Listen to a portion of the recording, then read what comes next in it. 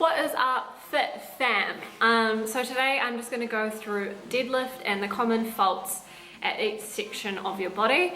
The more I'm training deadlifts, the more I'm realizing how people have really little body awareness, and there's faults, there's so many faults that can come up.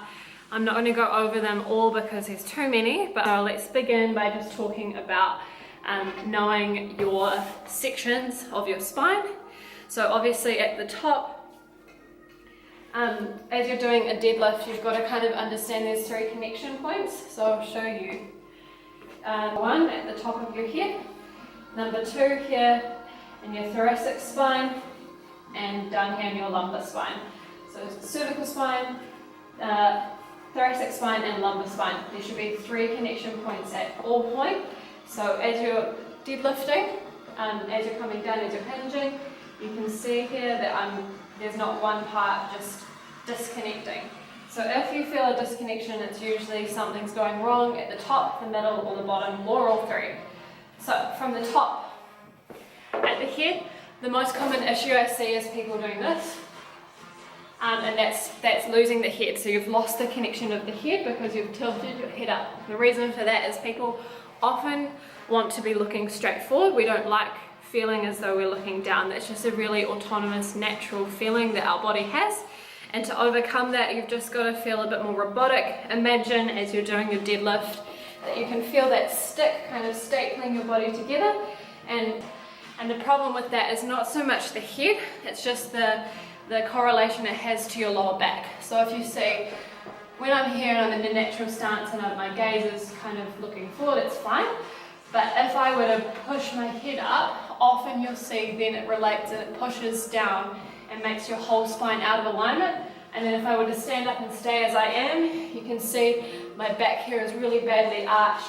And if I were to use weight with this kind of position, most likely I would injure my lower back because my core is open and it's not supporting. So I've got to close it, close my ribs, tuck my pelvis under ever so slightly so that I'm in full hip extension. Okay, so the head, that's issue number 1. Either you're looking too far up, sometimes it's the opposite and you're looking too far down. So if it's that way, your head's not connected. Again, it doesn't matter so much, your head's not so dangerous, but it matters because it's going to correlate into your back, and then the rest of your back is going to be slumped. So to fix that, again, imagine those 3 contact points, tilting the pelvis, engaging the core, feeling that flat line, lifting your gaze, lifting your head. As you're coming up, it stays nice and rigid. Okay, so now into the thoracic region and through here. So often what I see with this one is that people are rounded, so the weight drags them down. So instead of engaging through the scapula and kind of pulling and pressing and opening, they're letting the weight drag them. So if this was my weight, it would be like this. And then as it's coming down, it's dragging them again. But you can see here, my lower back, it's not great, but it's not the lower back, it's actually my thoracic. So the thoracic, what I cue people to do is imagine this is my start point, just below the knees. I say just pull in your scapula. Another good thing is to feel like you're pulling your lats down. So it's scapula, lats, chest then naturally is lifted, core should always be engaged, and for a long time I just press and prod and make sure I can feel it, getting ready, and then you're a lot more strong. So the feeling is if at the top as well, people will lift through their shoulders rather than open and squeeze. So yes, your chest is lifted at the top, you're not overextending, but you're just arriving, and you should feel lifted, but still your ribs won't flare. So often when I say squeeze your back, people will open and then they flare their ribs, but you've still got to keep that there. It's just having that awareness of what your body's doing. Last one, lumbar spine. This one's the most dangerous. If you've got an issue in your lumbar spine and you're not holding it, don't add weight. Make sure you understand your hips. So deadlifts, it's a primary movement, is a hip hinge. So this is where the money is made. This is the whole point of a deadlift. I mean, obviously it's for your whole posterior chain and your back, but really it's a hip driving motion. So the glutes, the hamstrings, obviously your paraspinals, your rectospinals, spine, are all working, but the hips, the glutes are the driving force. So we need to make sure that we're doing this in the right form. As I said, it's super dangerous if you don't. So, common problems is here, they're starting already in the wrong position. So you can see that the movement here is in my pelvis, and because you're in a cramped up position, people don't know how to move their pelvis in isolation without kind of doing, it's just hard for people to locate how to move their pelvis when they're down here. When you're up here, they can kind of understand it, but when you're down here, it's like your body doesn't connect to that part of your body. So the easiest way to make sure you understand your pelvis and how it works is going onto the floor, kind of like Pilates. Doing Pilates, just understanding pelvic tilts, rocks, and just getting a bit more understanding of your pelvic floor muscles, your lower abdominals, and how they all relate. Here, my pelvis is in its correct place. I'm not overextending, and I'm not under. Yeah. So once you're in a neutral spine, coming up, it's keeping that same alignment. At the top, a full hip hinge is when you see these lovely kind of butt creases here, but you're not kind of crumpled under, you're not overdoing it. What people will do is you'll see them go either here, the hoochie mama, up and then sleeve their butt out, but here you can see, again, ribcage open, not contracting the core, not keeping your back safe. So you don't want this hoochie mama lumbar spine, which might look really good to the boys, but it won't look good when you're on the floor because you're injured. So what you want to kind of do instead is just make sure that when you're coming up, you can feel that your core is just as engaged as when you started. The opposite problem when you're kind of tilting under is just as dangerous because, again, that weight can load into your lower spine, and to correct it, I would say, again, you just have to kind of go back to the stick and make sure that we're not seeing that where you've disconnected from the bottom and the top. So it's just feeling a bit more like a robot, having more awareness of your body, and at the top you're not going and overextending that way. A true hip hinge is just the hips, so we don't need to hyperextend through our back. That's not going to give us any added benefit. The only thing that you need to make sure is that you're really squeezing your glutes and the pelvis through here. So from here to here, it's like you're snapping through a band, someone's pulling you back, and you're pushing forward, driving, using the glutes, using the hamstrings. Hey guys, so I hope that helped, that last section help you understand a little bit more about the hinge. So now I just wanted to go over a few things that might help you just focus your goals and focus your energy for 2019. So I'm just going to be talking about like how to go about becoming healthier, because at the beginning it can seem like a really big task and you don't really know where your energy is going to be best served and what to do. So at the start of the year, I always think it's a really good idea to do what I think is called like a warrant of fitness. And like we check our cars up every year, we take them to the mechanic and they look under the hood and make sure it's all safe to drive. And I think we should be doing the same thing with ourselves. So at the start of the year, I make sure that I go to the dentist, to the doctors, and start with those and make sure that you're checking over, your blood tests and just making sure that the doctors and dentists can't find anything that's, of most importance. So after you've done that, you can kind of identify and the doctor can help you to decide what is the best thing that you may need to focus on first. A lot of people will come back from that and they'll realize that they have low iron, high blood pressure, low blood pressure, cholesterol, things that are actually really important to your health, and if you don't catch them at the very beginning, they could prove to be something quite dangerous later on. So I think that's the most important thing to do. Identify then if that's all fine and that nothing comes back being very serious, then you can kind of identify where you want to put your focus first. If it's nutrition, you're still really struggling with that. If you still really don't understand what is healthy and what you should be eating, I'd say go to a nutritionist and start working on your eating. If you feel like you've already got that under control, you know, you may be looking at your mindset, you may need to go to a psychologist, or you may just need to do some counselling. Maybe you've got some things in your head that's wrong, you know, not your body, it's maybe the way you think and perceive things. If that's all okay, perhaps it's your exercise and you've got no idea what to do, or you've lost touch with what, you know, with your body, and you don't have any energy or motivation to exercise, and you need to find something that is going to motivate you and be enjoyable and, you know, benefit your body. So once you've kind of focused on what you're going to, you know, focus on first, I would say the other things, just be kind and patient with them. You know, they're not, you can't be good, you can't overhaul your whole life in one day or in 1 week or in 1 month. So you've just got to, you know, if you're focusing on nutrition, just do the best you can with exercise and don't stress about it. Just try and, you know, find help or find friends or take classes, but don't overwhelm yourself, otherwise you're going to just fail and stop and not want to do anything. So yeah, I'll go on to now, if exercise is the thing that you're focusing on, just a few recommendations.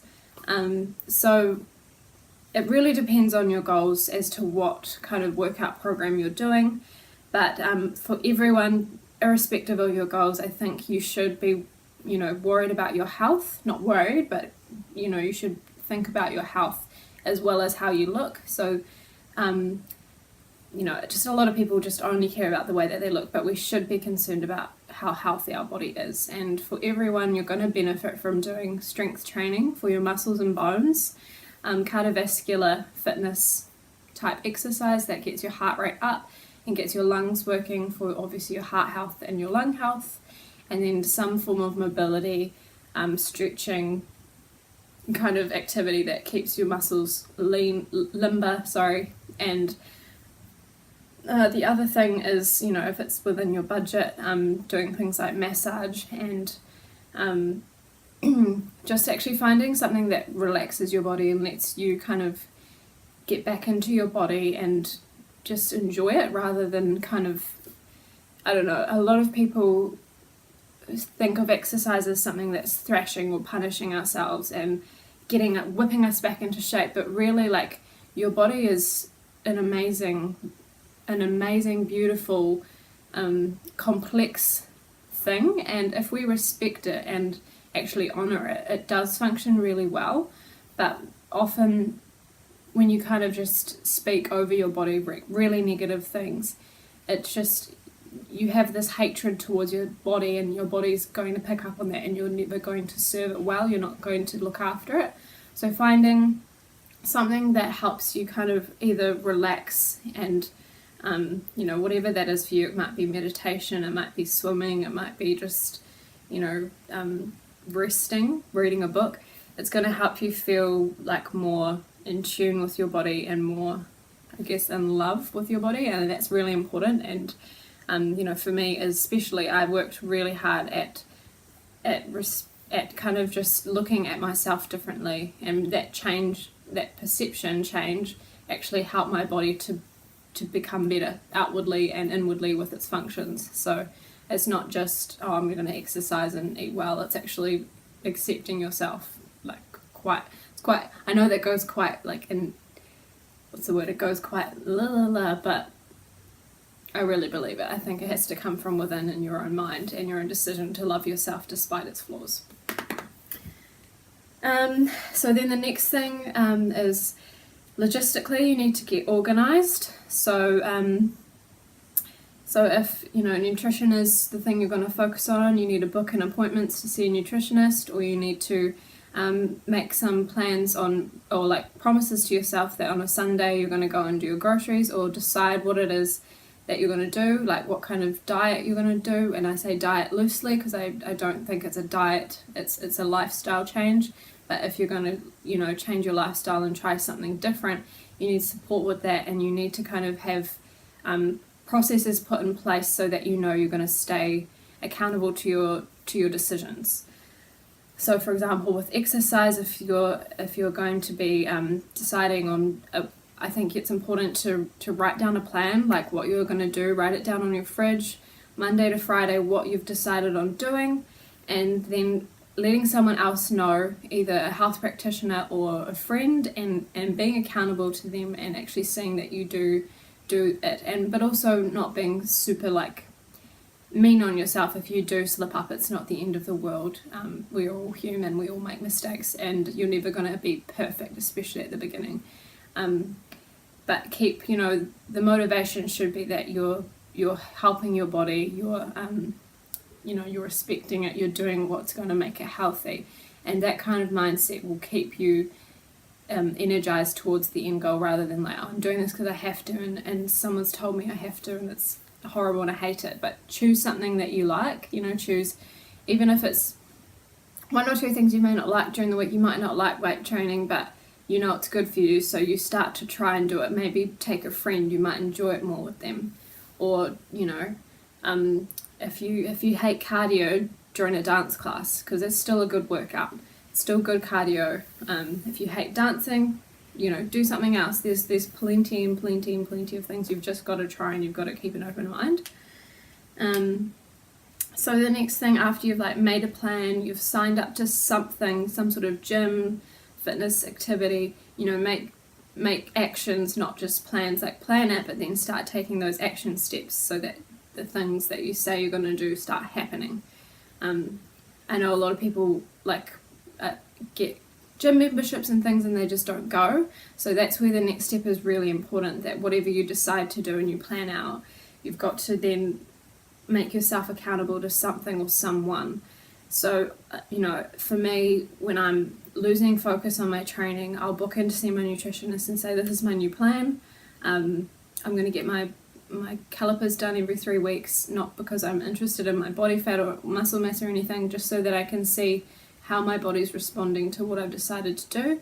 And then if I can see that it's going nowhere, it's getting worse or getting better, I'm accountable to myself and to my nutritionist, and I can, pick up those slip-ups quite quickly and then just keep going on track towards my goals.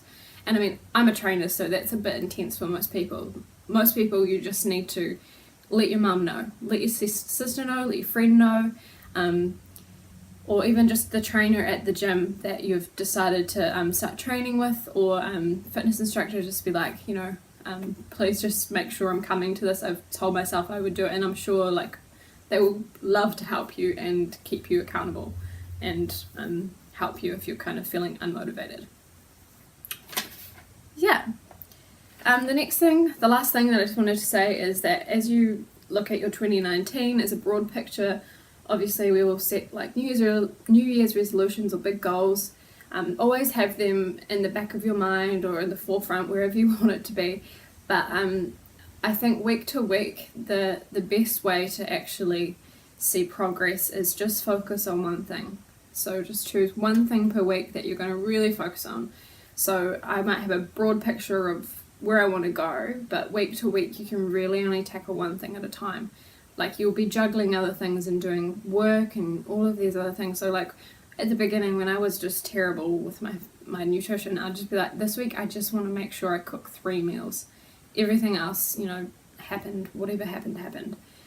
And then, that got that under my belt, and I started cooking regularly, and it wasn't so hard for me to pack lunches. And I know that seems like a simple thing, but for me at the beginning it was really hard. I had a lot of anxiety around cooking, so I it was a struggle to do it. But now it's quite natural. And then, it shifted to drinking more water, and then it shifted to getting my gut health better. And you just it takes a long time to have long-lasting change, because we don't do it perfectly instantly. But if you're willing to stick with it, it will, you will have long-lasting results rather than just quick fixes, which I'm sure everyone's had that experience where they've done some crazy diet or exercise regime and they've lost weight or toned up or whatever they wanted, but then because it was so intense they dropped it altogether. And as much as I want to say you just have to do this and then you'll be where you want to be, it's really not like that. It's actually a process of instead of focusing on what you don't like, it's about focusing on what you want to be like and just making steps towards that, and each day just giving yourself the grace and the mercy and the kind of patience to just be who you are and what you are right now. And then as you focus on one thing at a time, it's not overwhelming. It's just, it's just like, okay, I'm going to wait till I can do this and do it comfortably before I switch my focus onto something else. And that's where you just need to be, like I said, patient, but also seek out support, seek out other people who are on the same journey as you, and don't feel alone in that, because there's, I think like the whole population are all wanting to improve ourselves in some way. So you're not alone, you're not the only one who also wants better for themselves in their health and in their mental well-being. So those are my nuggets of information, I suppose. I wouldn't say gold, because I don't think they're gold, they're just my own